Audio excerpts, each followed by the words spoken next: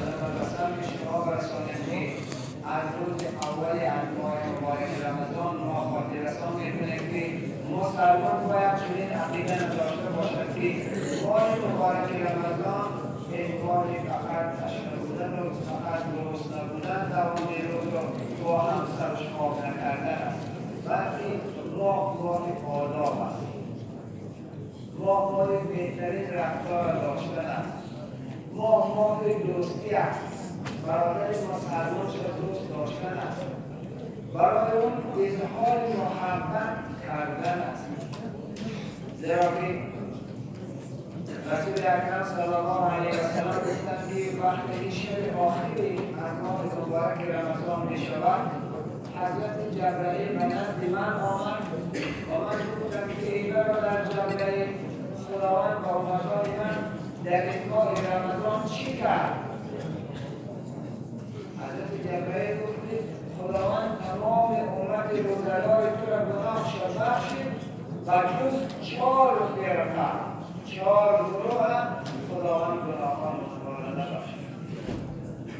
گروه اول مدمن الخمر، بر دوام نوشنده عرق، انسان مسلمان بود، مسلمان فاسق بود، ماه مبارک رمضان درآمده است، شیطان‌ها که در بول و زنجیر هستند در این ماه که عرق نوشی را قطع کرده بود و وقتی که ماه رمضان که بیرون شد، خارج شد، بعد ماه مبارک رمضان باز همون عرق نوشی خود ادامه داد، ادامه می‌دهد. اگر چنده که این ماه مبارک رمضان این انسان اگر که روزه هم که گرفته باشد خداوند گناه او را نبخشید. مدمن الخمر، بر دوام نوشنده عرق و عاق لوالدین، گروه دومی که خداوند گناه او را نبخشیده است این عاق والدین است. هر کسی که هر فرزندی که پدر و مادر خود را رنجانیده است، با وجود آنکه که ماه مبارک رمضان روزش را گرفته است، خداوند گناه او را نبخشیده است. و این یک بار دیگر ما و شما را خبردار می‌کند که انسان مسلمان کوشش بکند که همراه مبارک رمضان روزه بگیرد و کوشش بکند که از همه حرام کرده‌های خداوند دوری بگیرد و کوشش بکند که در این ماه رضای پدر و مادرش به در بیاورد. گروه سوم مانع الزکات، انسان‌هایی که زکات‌های خودشان را پرداخت نمی‌کنند. خداوند برای اون دولت و ثروت زیادی داده است. این انسان در ماه رمضان روزش را گرفته است، اما اون انسان زکات نمی‌دهد. و ببینیم که بسیار مسلمان‌ها در دوام یک سال که انسان باید یک بار زکات بدهند، مسلمان‌ها اون را می‌برند درست بکنند در ماه مبارک رمضان. هر ماه مبارک رمضان مسلمان زکات می‌دهند. این انسان چی کار می‌کند؟ بلوغ و زکات رسیده است، زکات نمی‌دهد. اگر چنده که روزه ماه مبارک رمضان هم که داشت، خداوند گناه این انسان مغفرت نکرد. گروهی چهارم رسول خدا گفتند که المشاهد، انسان مشاهدم خداوند در این ماه رمضان مغفرت نکرد، گناهاشو نبخشید. از رسول اکرم صلی الله علیه و سلم پرسیده شدند و گفتند که یا رسول الله، ما مدمن الخمر را می‌دانیم، عاق والدین هم می‌دانیم، مانع الزکات هم می‌دانیم، اما این مشاهد کی است؟ رسول اکرم صلی الله علیه و سلم گفت که مشاهد انسانی هست که سخن نمی‌گوید با همراه برادرش زیاده از 3 روز است.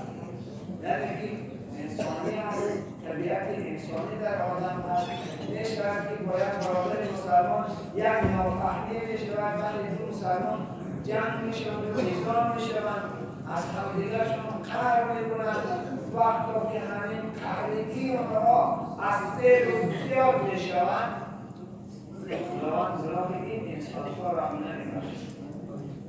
برای خاطر برادران مسلمان ما می‌دانیم که در زندگیمان، در تجربه‌های زندگیمان دیده شده که برادران هستند که بسیار انسان‌های خوب هستند.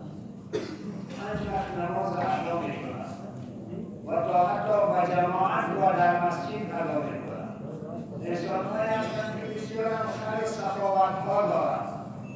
یعنی از همه جنبه‌های خوبی دارند. اما به این کار می‌بینیم نه اینکه با همسایه یا با همدیگه خودشون، بلکه با همراهی برادر که از یک پدر از یک مادر به دنیا آمدن با اون جنگ دارد و با اون تحریه.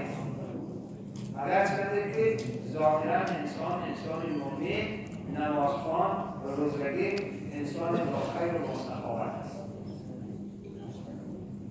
از این زمره انسان‌ها خداوند با شمارت نگاه می‌دارد و ببینید که خداوند درباره آنه که انسان‌ها، مسلمان‌ها بین همدیگرشون دوستی داشته باشند، بین همدیگرشون محبت داشته باشند چه می‌فرماید؟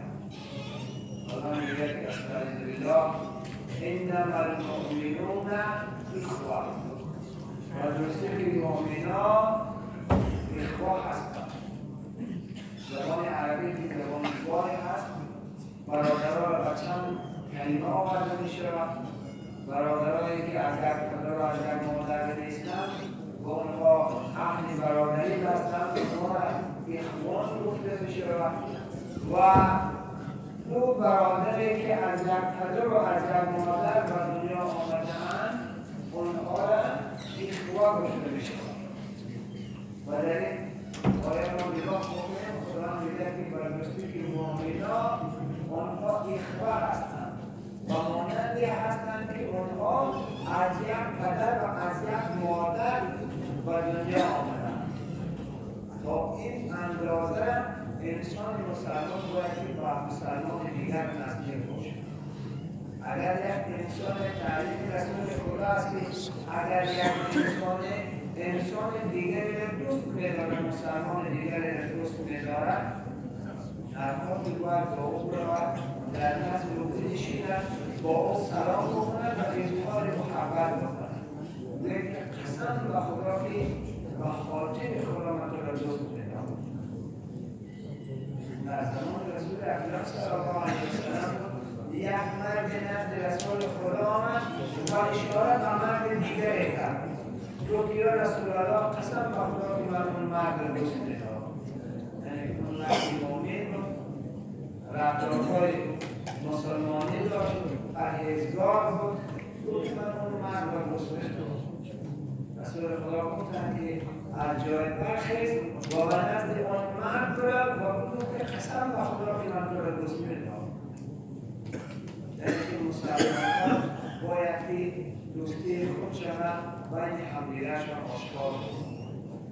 اگر که کسی را دوست می‌دارد به آن خاطر که ایماندار هست، به آن خاطر که نمازخوان هست، با تقوا هست، نفسش را بگرده برادر من تو را دوست می‌دارم و می‌خوام که با تو برادری داشته باشم، با تو رحمت داشته باشم.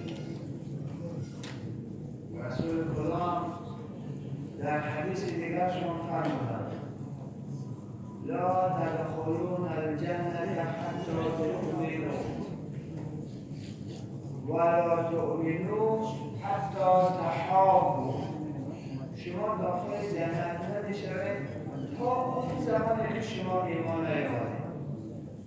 شرط در آمدن جنت این ایمان است. ایمان داشته باشید و داخل جنت بشید. ولا تؤمنوا حتی تحابوا. و تو ایماندار نیستی، ایمان تو کامل نیست حتی تا آن زمانی که با کسی برادر دیگر محبت نداشته باشی. یعنی که ابواب مفاعله است، یعنی که یک انسان مسلمان تو دوست نداری، یک انسان مسلمان دیگر تو را به خاطر مسلمانی که دوست نداشته باشد حرکت در ایمان نقصان است. در ایمان نقصان می باشد حرکت این انسان چی؟ داخل جنت نمیشه.